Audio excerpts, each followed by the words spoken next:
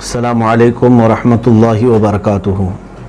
الحمد للہ وکفا وسلام علی حبیبہ المصطفیٰ اما بعد فاعوذ باللہ من الشیطان الرجیم بسم اللہ الرحمن الرحیم ان اللہ وملائکتہ یصلون علی النبی یا ایہا الذین آمنوا صلوا علیہ وسلموا تسلیما اللہم صل وسلم علی سیدنا محمد وآلہ وصحبہ وبارک وسلم صلاة دائمة سرمدا ابدا۔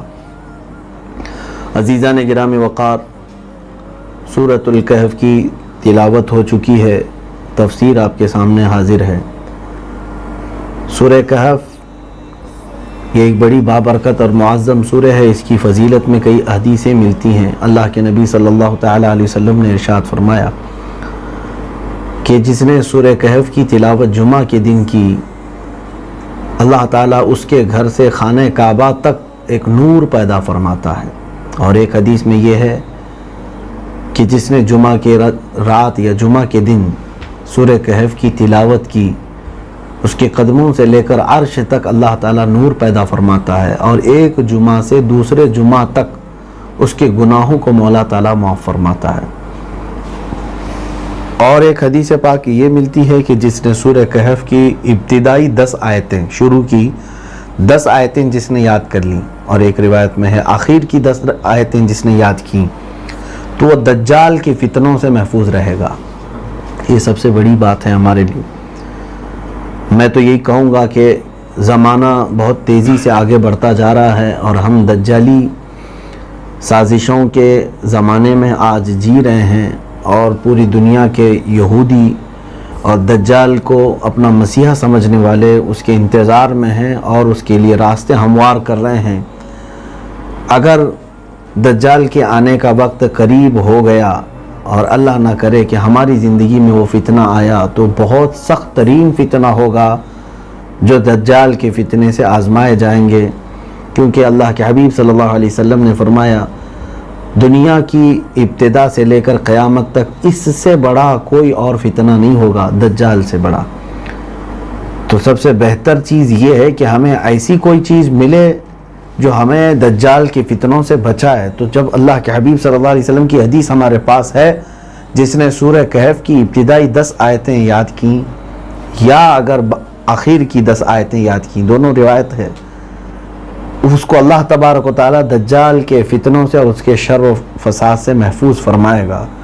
تو کیوں نہ ہم شروع کی 10 آیتیں آخر کی 10 آیتیں یاد کر لیں، تاکہ دونوں روایتوں پر عمل ہو جائے اور اللہ تعالیٰ اس کے شریر فتنوں سے ہماری حفاظت فرمائے۔ سورہ کہف کے متعلق جو شان نزول ہے اس کو بھی میں عرض کرتا ہوں۔ در حقیقت یہ کہف جو ہے غار کو کہتے ہیں، اصحاب الکہف جو ہے غار والوں کو۔ تو اس میں ایک غار والوں کا ذکر ہے جو غار میں جا کر کے سو گئے تھے۔ وہ کچھ نوجوان تھے ایمان والے، ان کے متعلق یہ سورہ اس سورہ میں ان کا واقعہ تفصیل سے آیا ہے کہ وہ کون لوگ تھے، کس طرح سے وہ گئے تھے، اللہ تبارک و تعالیٰ نے ان کے ساتھ کیا عنایتیں فرمائیں۔ اس وجہ سے اس سورہ کا نام کہف ہے، یعنی غار کے نام پر ہے۔ میں ابھی عنقریب عرض کروں گا کہ یہ اصحاب کہف کون ہیں، لیکن ایک اور جو شان نزول ہے، یہ سورہ کب نازل ہوئی اس کی وجہ بھی میں آپ کو بتاؤں۔ ہوا یہ کہ مکہ والے حضور اکرم صلی اللہ تعالیٰ علیہ وسلم کی دشمنی میں، حسد میں، عناد میں بہت ساری چیزیں کر چکے تھے۔ اب کی بار انہوں نے ایک داؤ یہ کھیلا کہ مدینے میں جو یہودی اور نصرانی تھے، عیسائی تھے، وہ اہل کتاب تھے، نبیوں کی تعلیمات ان کے پاس بھی پہنچی ہوئی تھیں، تو انہوں نے یہاں سے اپنے ایک دو قاصد بھیجے ان سے معلومات کرنے کے لیے کہ ہمارے پاس محمد صلی اللہ تعالیٰ علیہ وسلم آخری نبی ہونے کا دعویٰ کرتے ہیں، تو تم اپنی کتابوں سے یہ دیکھ کر کے بتاؤ کیا یہ نبی ہو سکتے ہیں، تم اہل کتاب ہو۔ تو یہ مکہ والے جب وہاں پہنچے تو یہودیوں نے اور عیسائیوں نے ان مکہ کے مشرکین سے کہا کہ اگر وہ دعویٰ کرتے ہیں اپنے نبی ہونے کا یا آخری نبی ہونے کا، تو ہم کچھ چیزیں بتاتے ہیں، جا کر کے محمد سے یہ پوچھ لینا صلی اللہ علیہ وسلم۔ ان یہودیوں نے کیا باتیں سکھائی ان کو، مکہ والوں کو یہ کہا کہ جا کر کے ان سے پوچھنا کہ غار والے کون تھے اور کتنے تھے، وہی اصحاب کہف کے بارے میں۔ دوسرا سوال یہ کرنا کہ ذوالقرنین کون ہے. ایک بادشاہ کا تذکرہ ہے، ذوالقرنین یہ کون ہے. تیسرا سوال یہ کرنا، اب اس میں دو اقوال ہیں کہ روح کیا چیز ہے، روح کسے کہتے ہیں. اور ایک قول یہ ہے کہ موسیٰ اور خضر علیہ السلام کے درمیان کیا معاملہ ہوا تھا، یہ ان سے جا کر کے سوال کرنا. اگر وہ نبی ہیں تو جواب دیں گے، کیونکہ ان تمام چیزوں، ان سوالات کے جوابات انبیاء کرام کو ہی معلوم ہوں گے. جو نبی ہوں گے وہی بتا سکیں گے ما سبق میں کیا ہوا ہے، پہلے کیا گزرا ہے. تو یہ مشرکین آئے اور جو مکہ میں موجود تھے ان کو بھی خبر دے دی کہ اہل کتاب نے یہ باتیں بتائی ہیں، چلو محمد صلی اللہ علیہ وسلم سے پوچھتے ہیں. آئے رسول کریم صلی اللہ تعالیٰ علیہ وسلم کے پاس، انہوں نے سوال کیا یہ کہف والے کون ہیں، یہ ذوالقرنین کون ہیں، موسیٰ اور خضر کا کیا قصہ ہے. اللہ کے حبیب صلی اللہ تعالیٰ علیہ وسلم جو بھی جواب دیتے تھے وہ وحی الہی سے جواب دیتے تھے.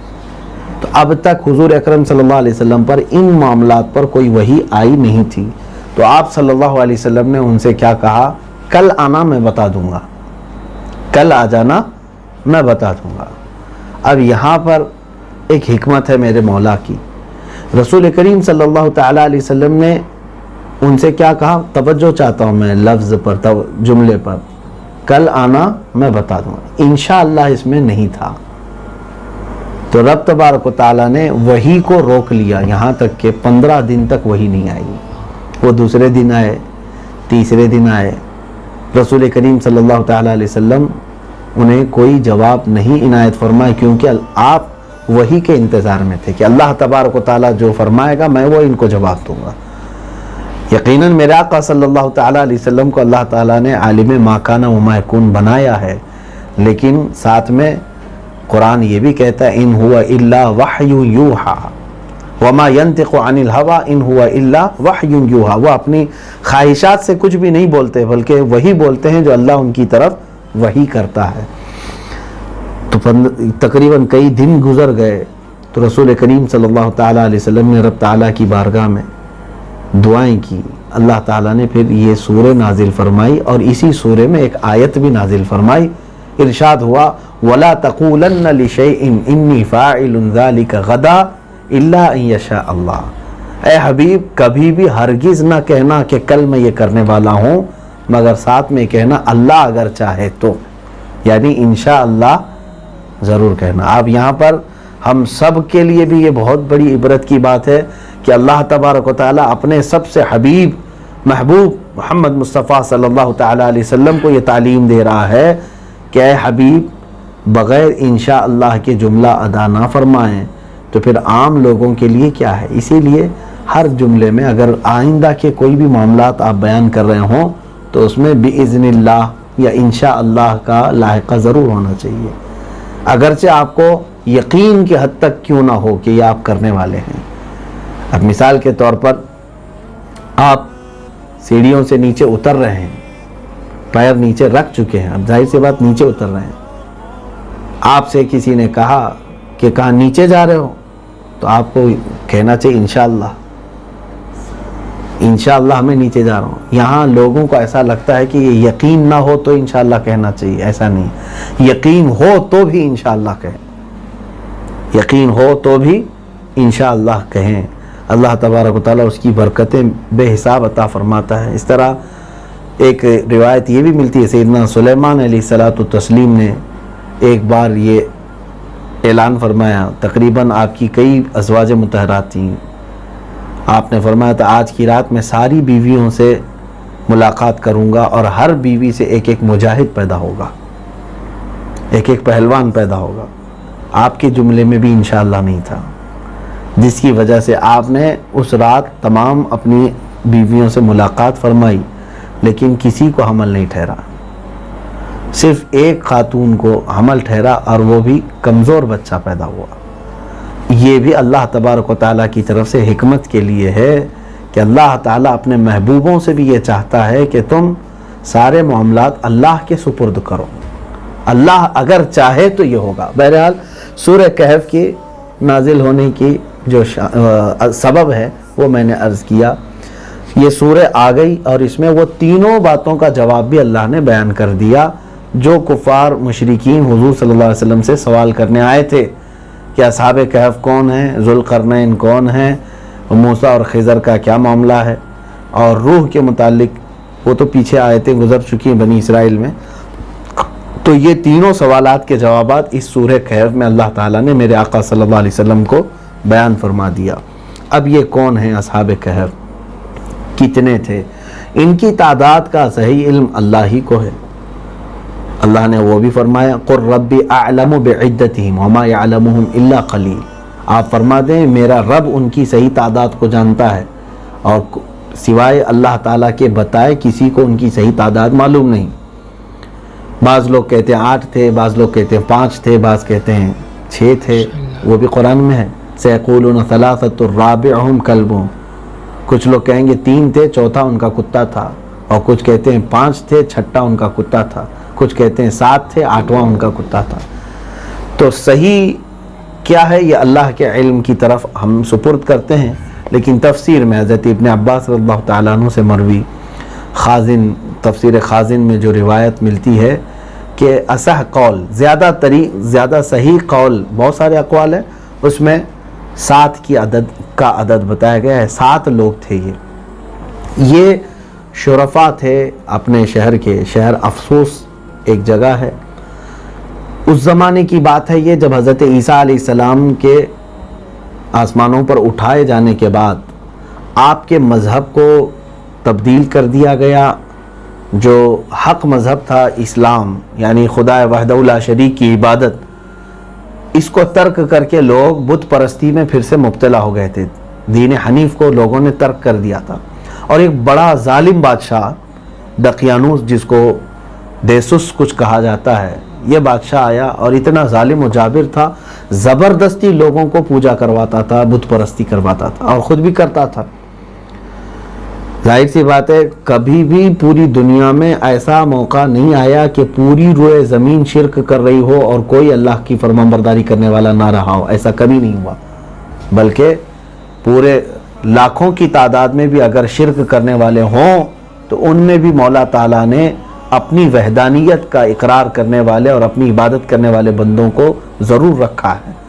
اس زمانے میں بھی اس کے ظلم و ستم سے پریشان لوگ کچھ تو زبردستی پوجا پاٹ میں مصروف تھے, شرک بت پرستی کرتے تھے. کچھ نوجوان ایسے تھے انہم فتیۃ آمنوا بربہم وزدناہم ھدی. اللہ فرماتا ہے یہ کچھ نوجوان ہیں جو اپنے رب پر ایمان لائے تو ہم نے ان کی ہدایت کو زیادہ کر دیا. ہوا یہ کہ سال میں ایک مرتبہ میلہ ہوتا تھا اور ایک بہت بڑا بت بناتے تھے اور اس کے پاس آ کر چڑھاوے کرتے تھے, اس سے منتیں مانگتے تھے, نظر کرتے تھے, اور بادشاہ خود آتا تھا. تو ان میں سے یہ جو اصحاب کہف ہیں ان کے دل میں کبھی بھی یہ بات پسند نہیں آتی اور یہ اس کو کبھی بھی پسند نہیں کرتے. ان میں سے ایک صاحب جا کر کے درخت کے نیچے بیٹھ گئے, پھر تھوڑی دیر کے بعد ایک دوسرے صاحب وہاں آئے, پھر تھوڑی دیر بعد تیسرے آئے. یہ آپس میں ایک دوسرے کو جانتے نہیں تھے, لیکن جس کے دل میں کراہت تھی بت پرستی کی وہ اس درخت کے پاس جمع ہوئے. گویا کہ رب تبارک و تعالیٰ نے ان کو جمع کیا اور آپس میں انہوں نے بات چیت کی کہ آپ کیوں آ گئے, میلہ چل رہا ہے, پوجا چل رہی, عبادت ہو رہی ہے, وہاں سے آپ یہاں کیوں آ گئے. تو ان کے دلوں کی بات نکل آئی. انہوں نے کہا کہ میں بت پرستی سے بیزار ہوں. ہر ایک نے کہا میں اللہ وحدہ لا شریک کی عبادت کرتا ہوں جس نے ہم سب کو پیدا کیا. تو سبوں نے کہا یہ اچھا ہو گیا کہ ہم میں سے ہر ایک یہی خیال رکھتا ہے. تو اب یہ 7 لوگ مضبوط ہوئے, لیکن رازداری ضروری تھی کیونکہ بادشاہ کو اگر پتہ چلتا تو ہلاک کر دیتا, ظلم کے ساتھ مار ڈالتا تھا. چند دن گزرنے کے بعد جب یہ بت پرستی اور یہ تمام خرافات سے دور ہو کر اپنی عبادت میں مصروف رہنے لگے تو لوگوں کی نظر ان پر پڑی. تو لوگوں نے بادشاہ تک شکایت کی. دقیانوس سے کہا کہ کچھ ایسے لوگ ہیں تمہاری سلطنت کے نیچے رہتے ہیں لیکن وہ تمہارے طور طریقے پر نہیں ہے, ہمارے دین میں نہیں ہے, وہ کچھ نئی عبادتیں کر رہے ہیں اور وہ کہتے ہیں کہ یہ سارے باطل خدا ہیں. بادشاہ انہیں بلوایا اور پوچھا تو ان سب نے کہا کہ یہ تمام چیزیں آلات لہو و لعب ہیں، تم نے اپنے ہاتھوں سے بنائے ہیں، یہ خدا نہیں ہو سکتے۔ ہم بھی تمہیں دعوت دیتے ہیں کہ اس کی عبادت کرو جس نے تمہیں پیدا کیا، ہمیں پیدا کیا۔ یہ ہوتی ہے حق کی دعوت بادشاہوں کے سامنے بھی پیش کرنا۔ وہ ان کی جرت تھی حق بیان کرنے کی، تو بادشاہ نے انہیں وقت دیا، میں اتنا وقت دیتا ہوں، اگر تم نہیں واپس آئے ہمارے دین پر تو تم سب کو سولی پر چڑھا دوں گا اور سب کے لیے عبرت بنا دوں گا۔ تو یہ نکلے اور انہوں نے کہا کہ یہاں پر ہمارے ایمان کے ساتھ جینا ہمارے لیے بڑا دشوار ہے، کیوں نہ ہم اس شہر کو ہی ترک کر کے نکل جائیں۔ تو ان نوجوانوں نے آپس میں بات چیت کی اور دوسرے دن صبح ہونے سے قبل ہی اپنے شہر کو چھوڑ کر نکل چکے۔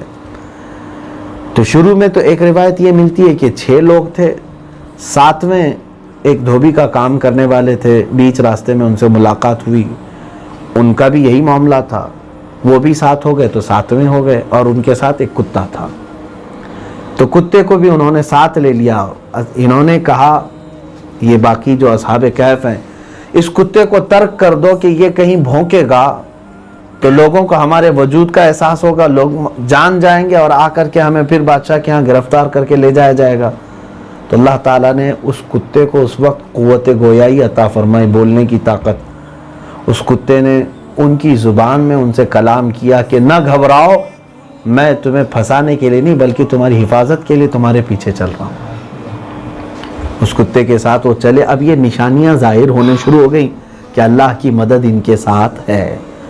یہ شہر سے کافی دور نکل گئے اور جا کر ایک ایسے غار میں انہوں نے پناہ لی۔ وہ غار کی لوکیشن ہی ایسی ہے، شمال اور جنوب کے درمیان میں اس طرح سے وہ واقع ہے کہ سورج سال بھر سورج کی روشنی اس غار کے اوپر نہیں پڑتی، اندر نہیں آتی، ہمیشہ اندر اندھیرا ہی رہتا ہے، ہمیشہ اندر اندھیرا ہی رہتا ہے۔ کبھی بھی سورج کی تیز دھوپ یا موسموں کا کوئی اثر اس غار کے اندر نہیں ہوتا۔ وہ ایک الگ قسم کا غار ہے۔ وہاں پر یہ جا کر کے پناہ لیے اور اندر جانے کے بعد وہ سو گئے۔ اب وہاں پر بات پھیل گئی شہر میں کہ بادشاہ دقیانوس سے کہا گیا کہ یہ نوجوان جن کو تم نے مہلت دی تھی، ٹائم دی تھی، وہ چلے گئے اور شہر چھوڑ کر بھاگ گئے ہیں۔ تو بادشاہ نے ان کی تلاش کے لیے احکامات جاری کر دیے، لوگ جگہ جگہ انہیں تلاش کرنے لگے۔ بعض لوگوں نے کہا ادھر گئے ہیں، بعض نے کہا ادھر گئے، آخر کار ان کو پا لیا گیا، اس غار میں ڈھونڈ لیا گیا جبکہ یہ سوئے ہوئے تھے اندر۔ تو بادشاہ نے کہا ان کی سزا یہ ہے کہ غار کے منہ پر ایک دیوار بنا دی جائے، مضبوط دیوار، تاکہ وہ اندر ہی مر جائیں، ختم ہو جائیں اور وہی ان کی قبر بن جائے۔ ان کی یہی سزا ہے، کیونکہ غار میں ایک ہی دروازہ تھا جو سامنے سے نکلتا، باقی پورے پہاڑ کی چٹانوں سے وہ گھرا ہوا غار تھا۔ تو بادشاہ کے حکم سے دیوار بنا دی گئی، اور دیوار بنانے کا کام جس شخص کو دیا گیا تھا وہ ایک نیک آدمی تھا۔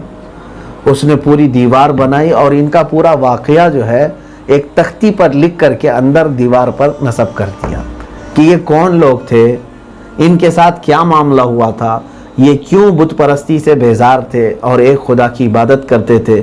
بادشاہ نے ان کو ظلمن جو ہے یہاں پر قید کر دیا اور یہیں پر یہ لوگ اندر محبوس ہو گئے۔ اس نے تاریخ، سن اور ان کے نام سب اس تخت پر لکھا، اور اسی طرح کا ایک تخت اور لکھ کر کے بادشاہ کے محل میں بھی اندر رکھ دیا گیا۔ یہ بات ختم ہو گئی۔ اب قرآن کیا کہتا ہے؟ یہ 7 لوگ تھے، کتا ان کے ساتھ تھا، اور یہ لوگ جیسے ہی اندر گئے اللہ تعالیٰ فرماتا ہے فَضَرَبْنَا عَلَىٰ آذَانِهِمْ فِي الْكَهْفِ سِنِينَ عَدَدًا۔ رب تعالیٰ فرماتا ہے ہم نے ان پر نیند طاری کر دی کئی سالوں کے لیے غار کے اندر۔ کتنے سالوں کے لیے؟ وَلَبِثُوا فِي كَهْفِهِمْ 300 سِنِينَ وَازْدَادُوا 9۔ رب تعالیٰ فرماتا ہے وہ 309 سال تک غار میں ٹھہرے رہے۔ غار کے اندر کتنے سال تک سوئے رہے؟ 309 سال۔ اصل میں یہ 309 جو ہے یہ قمری سال ہیں، یعنی چاند کے اعتبار سے، یا آپ سمجھ کر کے چلیں ایک شمسی سال ہے جو ہم جنوری فیبروری یہ جو ہے اس کو شمسی سال کہتے ہیں، سورج کے اعتبار سے یہ چلتا ہے، اور محرم، صفر، ربیع الاول وغیرہ یہ اس کو قمری سال کہتے ہیں، یعنی یہ چاند کے اوپر چلتا ہے۔ تو سورج کی بنا پر جو سال چلتا ہے اور چاند کی بنا پر جو سال چلتے ہیں، دونوں میں فرق ہے۔ ہر 100 سال پر 3 سال کا فرق آ جاتا ہے۔ بات سمجھ رہے ہیں کہ اسلام، یہ جس کو ہم اسلامی مہینے کہتے ہیں، یہ قمری مہینے ہیں۔ کبھی اس میں 29 ہوتے ہیں، کبھی 30 ہوتے ہیں، لیکن یہ جو جنوری وغیرہ ہے یہ سب فکس ہے، اس میں 30 31، اس میں چاند دیکھنے کی حاجت ہی نہیں ہے، 30 31 30 31 چلتا رہتا ہے۔ صرف اور صرف فیبروری میں فرق ہوتا ہے 28 اور 29 کا۔ لیکن اسلامی مہینے جو قمری مہینے ہیں، اس کے متعلق ہمیں معلوم نہیں کون سا 30 کا ہوگا، کون سا 29 کا ہوگا۔ اس اعتبار سے ہمیشہ آپ کیلنڈر میں بھی دیکھتے ہوں گے 10 دن کا فرق ہوتا رہتا ہے ہر سال۔ تو اس طرح سے 100 سال میں 3 سال کا فرق ہو جاتا ہے، یعنی قمری مہینوں میں 3 سال زیادہ ہو جاتے ہیں اور شمسی مہینوں میں 3 سال کم رہتے ہیں۔ تو اگر یہ لوگوں نے شمسی سالوں کے اعتبار سے 300 سال وہاں پر قیام کیا ہے، تو قمری مہینوں کے اعتبار سے کتنے سال ہو گئے؟ 309 سال۔ وہی قرآن میں ہے، وَلَبِثُوا فِي كَهْفِهِمْ 300 سِنِينَ وَازْدَادُوا 9۔ وہ غار میں 309 سال تک ٹھہرے رہے، یعنی جنوری فیبروری کے اعتبار سے دیکھیں تو 300 سال ہی ٹھہرے رہے۔ بہرحال 300 سال کا عرصہ معمولی نہیں ہے، اور وہ بھی نیند ان کے اوپر طاری کی گئی ہے 300 سال کے بعد۔ اب یہاں شہر کے حالات کیا تھے؟ دقیانوس چلا گیا، اس کی نشانیاں بھی ختم ہو گئیں، بے دین بادشاہ تھا وہ ہلاک ہو گیا، اس کے بعد پتہ نہیں کتنی سلطنتیں آئی گئیں 300 سال میں۔ یہاں 5 سال میں سب چینج ہو جاتا ہے، 300 سال میں کیا کیا ہو گیا ہوگا۔ تو پھر ایک زمانہ ایسا آیا کہ بیدروس نام کا ایک بادشاہ جو نیک سیرت تھا، عادل تھا، منصف تھا اور اللہ پر ایمان رکھنے والا بادشاہ تھا۔ اس بادشاہ کی حکومت آئی اور وہ تمام رعایا کے ساتھ اچھا سلوک کر رہا تھا، اور سب جگہ اسلام کا دور دورہ تھا، یعنی لوگ ایک خدا کی عبادت میں مصروف تھے۔ حضرت عیسیٰ علیہ السلام کی شریعت چل رہی تھی اس وقت بھی، تو عیسیٰ علیہ السلام کی شریعت پر ہی لوگ عمل پیرا تھے، شرک اور بت پرستی سے بچے ہوئے تھے۔ لیکن اسی کی سلطنت میں ایک فتنہ ایسا بھی آیا کہ کچھ لوگ مرنے کے بعد دوبارہ اٹھائے جانے کا انکار کرنے لگے۔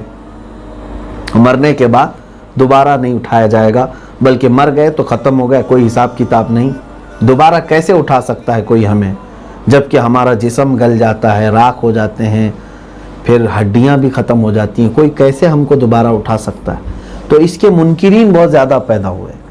تو بادشاہ جو بیدروس تھا وہ اللہ رب العزت کی بارگاہ میں سجدوں میں گر کر دعا کرنے لگا، اے مولا میری قوم کو تو ہدایت عطا فرما دے، اور کوئی ایسی نشانی بتا کہ ان کا یقین بڑھ جائے کہ مرنے کے بعد دوبارہ تو اٹھائے گا، تو دوبارہ اٹھانے پر قدرت رکھتا ہے، ایسی کوئی نشانی ظاہر فرما دے۔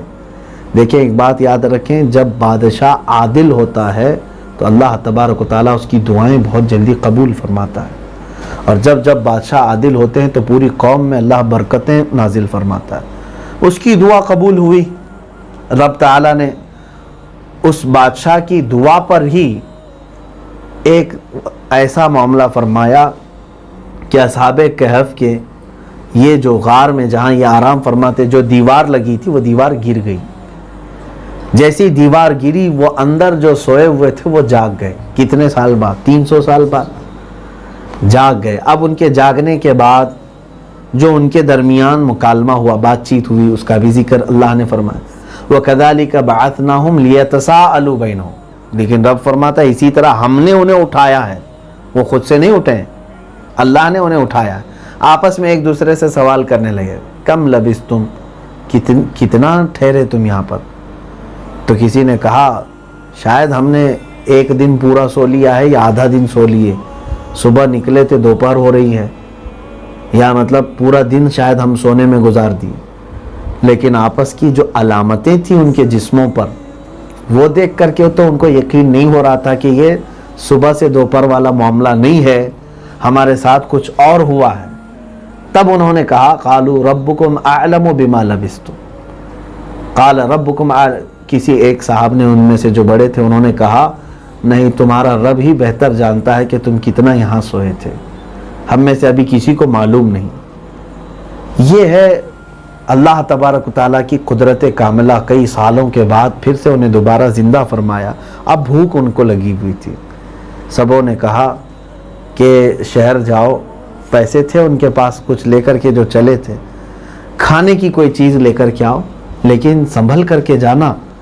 वला युशइरन्न बिकुम अहदा, किसी को तुम्हारी खबर ना हो। अगर कोई जान लेगा तो फिर या तो तुम्हें वो संसार कर देंगे या फिर अपने दीन में यरजुमुकुम औ युईदुकुम फी मिल्लतिहिम, यानी वो अपने दीन में दाखिल कर लेंगे और फिर उसके बाद हम कुछ नहीं कर पाएंगे, संभल करके जाना। तो उनके जो बड़े थे जिनका नाम यमलीखा बताया गया है, वो गए बाज़ार में। अब एक नानबाई के पास रोटियां ख़रीद रहे थे या हलवाई था, जो भी दुकान खाने की थी, अच्छा खाना उन्हें ख़रीदना था। खाना तो ले लिया, पैसे जैसे ही दिए दुकान वाले ने देखा ये कौन से पैसे दे रहे हैं, क्योंकि सिक्के बदल चुके थे, हर बादशाह के नए सिक्के होते थे और ये 300 साल पुराने सिक्के दे रहे थे। तो उसने कहा कि मियाँ ये कौन सी रकम तुम दे रहे हो? कहा कि ये जो पैसे चलते हैं वही हम दे रहे हैं। दुकान वाले को शक हुआ, फिर उससे दूसरे पैसे मांगा, दूसरे भी उन्होंने वैसे ही निकाले, उसमें सन 300 साल पुरानी रखी हुई थी। तो अब इस यानी जो यमलीखा हैं इनसे पूछने लगा, वो मालूमात हासिल करने लगा। दुकान वाले को लगा कि इसके हाथ में कोई पुराना ख़जाना आ गया है और ये छुपा करके वो क्योंकि सिक्के जो होते थे पहले वो सोने और चांदी के होते थे, तो शायद ये पुराना ख़जाना इसके हाथ लगा है और ये सन देख नहीं पाया, इसकी वजह से ख़रीदने के लिए आ गया। वो जाकर बादशाह की पुलिस को बता दिया, खबर कर दिया कि मेरे पास एक दुकान में ऐसा शख्स आया है, मुझे अंदाज़ा है कि उसके हाथ में कोई पुराना ख़जाना है। पुलिस आई और इनको पकड़ लिया। कहा कि ये पैसे तुम्हारे पास कहाँ से आए? कहा ये पैसे हमारे खुद के हैं, हम लेकर घर से चले थे, बादशाह दकियानूस के खौफ से हम निकले थे। तो उसने कहा कौन सा दकियानूस? दकियानूस हमने तो सुना है कि कई सौ साल पहले का वो बादशाह है। कहा नहीं, हम जो है कल ही निकले थे उसके खौफ से और हम ईमान लाए हुए थे, क्योंकि उन्होंने अलल ऐलान इसलिए कहा कि जगह जगह पर वो हज़रत ईसा अलैहिस्सलाम का नाम लेते हुए लोगों को सुन रहे थे। अल्लाह का नाम ले रहे हैं लोग, हज़रत ईसा अलैहिस्सलाम का नाम ले रहे हैं, तो इनको ऐसा लगा कि अब हमारा ईमान छुपाने की ज़रूरत नहीं, लोग भी ईमान वाले थे। फिर उन पुलिस वालों ने इनको बादशाह के हुजूर पेश किया। बादशाह ने इनसे पूछा क्या क्या मामलात हुए, तो उन्होंने सब बताया। तो बादशाह को ये इल्म था कि एक ज़माने में दकियानूस के दौर पर कुछ नौजवान ऐसे थे जो यहाँ से निकल कर के गए, तो गार के ऊपर बादशाह ने दीवार बना दी थी और एक तख्त बादशाह के महल में रखा हुआ भी था। तो उसने उठाया और फिर इनके वाक़या को पढ़ा और फ़ौरन यमलीखा से कहा कि तुम्हारे बाकी साथी कहाँ हैं? कहा वो गार में खाने का इंतज़ार कर रहे हैं। बादशाह कहा कि मुझे उनसे मुलाकात करवाओ। तो अब ये ले कर के चले। सिर्फ बादशाह नहीं, बादशाह के वज़ीर, सिपाही और एक बड़े मजमे के साथ लोग गार की तरफ चलने लगे। जब गार के करीब आए तो बाकी जो असहाबे कहफ हैं वो घबरा गए। उन्होंने कहा कि शायद जो है हमारा साथी पकड़ा गया है और लोग हमें गिरफ्तार करने आ रहे हैं।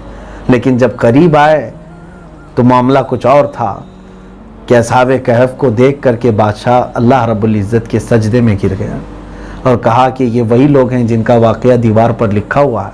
300 साल पहले ये गार के अंदर गए थे और 300 साल के बाद आज दोबारा उठाए गए हैं। ऐसा कैसे हो सकता है जिसको एक बार मौत की नींद सुलाए गए फिर वो उठें और खाने की तलब करें? सारे पूरी कौम वालों ने देखा और उसके बाद अपनी गुमराही से तौबा भी किया और फिर ये ऐलान किया, है मौला तू कादिर मुतलक है, जिसको जब चाहे दोबारा उठा सकता है। और उसके बाद असहाबे कहफ को ये मालूम हो गया कि हम दर हकीकत इबरत के लिए उठाए गए हैं, हमारी तो नींद ही है। अल्लाह ताला ने निशानी दिखाने के लिए इन लोगों के सामने हमें दोबारा उठाया है, लिहाजा खाने की फ़िक्र छोड़ो, अब अल्लाह के हुजूर अपना मामला करो। وہ جو ہمارے ساتھ کرنا چاہے وہ بہتر کرے گا۔ وہ اندر چلے گئے غار کے اندر، اور اس کے بعد پھر رب تبارک و تعالیٰ نے ان پر دوبارہ نیند طاری فرمائی۔ پھر وہ سو گئے ایسے جیسے کہ موت کی نیند ہوتی ہے۔ تو بادشاہ بیدروس نے دیکھا کہ اب واپس گہری نیند میں جا چکے ہیں، تو ان کے لیے ایک بہترین تابوت بنائے، سونے اور چاندی کے تابوت بنائے، اور ہر ایک کا جسم اس تابوت کے اندر رکھا، اور پھر غار کو بند کرنے کا حکم دیا۔ لیکن اصحاب کہف دوسرے ہی روز اس بادشاہ کے خواب میں آئے اور کہا کہ فوراً ہمیں سونے اور چاندی سے آزاد کرو، اس سے نکال دو، کہ ہم اس طرح کی دولت کے درمیان سونا پسند نہیں کرتے۔ پھر اس غار کو کھولا گیا اور وہ سونے اور چاندی کے تابوتوں کو نکال کر جس طرح وہ سادے غار میں آرام فرما تھے ویسے ہی انہیں چھوڑ دیا گیا، اور پھر دیوار بند کر دی گئی، اور بادشاہ بیدروس نے ان کا پورا واقعہ اور ان کے نام وہاں پر کندہ کروا دیے۔ اور پھر قریب میں ایک مسجد بنائی گئی۔ جس دن وہ اٹھے تھے اور بادشاہ کی ان سے ملاقات ہوئی تھی، وہ تاریخ یاد رکھ لی گئی، اور ہر سال اس دن وہاں سارے لوگ عید کی طرح جمع ہوتے تھے۔ ہر سال وہاں پر، اب یہ قرآن پاک میں قال الذین غلبوا علی امرہم لنتخذن علیہم مسجدا، یعنی بادشاہ وقت نے یہ کہا کہ ہم ان کے ہاں ایک مسجد بنائیں گے یادگار کے طور پر، اور سال میں ایک بار سارے لوگ وہاں پر جمع ہوتے تھے۔ میرے عزیزو، آج بھی ہم اولیاء کاملین کے آستانوں پر اگر سال میں ایک بار ان کے عرس میں جمع ہوتے ہیں تو کون سا شرک اور کون سا کفر ہے، کون سی بدعت ہے؟ اصحاب کہف کے ہاں جب وہ سارے ایمان والے جمع ہوتے تھے اور ان کی یاد مناتے تھے، تو یہ تو قرآن سے ثابت ہے۔ بس شرط یہ ہے کہ عرس میں کوئی خرافات نہ ہو، بے حیائی نہ ہو، عورتوں اور مردوں کا اختلاط نہ ہو، ناجائز و حرام چیزیں نہ ہوں۔ اولیاء کو یاد کرنا یہ برکت کا ذریعہ نہیں ہے؟ یقیناً ہے۔ تو اب یہاں پر اصحاب کہف کا یہ قصہ مکمل ہوا۔ بیدروس بادشاہ نے اللہ تبارک و تعالیٰ کا خوب شکر ادا کیا کہ اللہ تعالیٰ نے اپنی نشانی سے سارے لوگوں کا پھر سے عقیدہ درست فرمایا۔ لیکن اب اس غار والوں کی کیا کیفیت ہے وہ قرآن میں سنیے۔ اللہ فرماتا ہے لَوِ اطَّلَعْتَ عَلَيْهِمْ لَوَلَّيْتَ مِنْهُمْ فِرَارًا وَلَمُلِئْتَ مِنْهُمْ رُعْبًا۔ اگر اب کوئی ان کے غار کے پاس جائے دیکھنے کے لیے، جھانکنے کے لیے بھی جائے، تو رب تعالیٰ فرماتا ہے ایسا رعب رکھا ہے اللہ نے ان کے اوپر کہ پیٹ پھیر کر کے وہاں سے بھاگ جائے گا، پیٹ پھیر کر کے وہاں سے بھاگ جائے گا۔ ان کو دیکھنے کی کسی کے اندر تاب نہیں۔ اصحاب کہف آج بھی موجود ہیں اور قیامت تک وہ سو رہے ہوں گے، قیامت تک ان کے غار کی اللہ تعالیٰ حفاظت فرمایا ہے۔ اب جیسے جارڈن میں بھی میں خود گیا ہوں، ایک جگہ بنی ہے اصحاب کہف کا غار، اور وہاں مسجد بھی ہے۔ ہم اس غار کے اندر بھی گئے، وہ لوگ کچھ ہڈیاں وغیرہ باکسوں میں رکھیں اور کہہ رہے ہیں کہ اصحاب کہف ہیں۔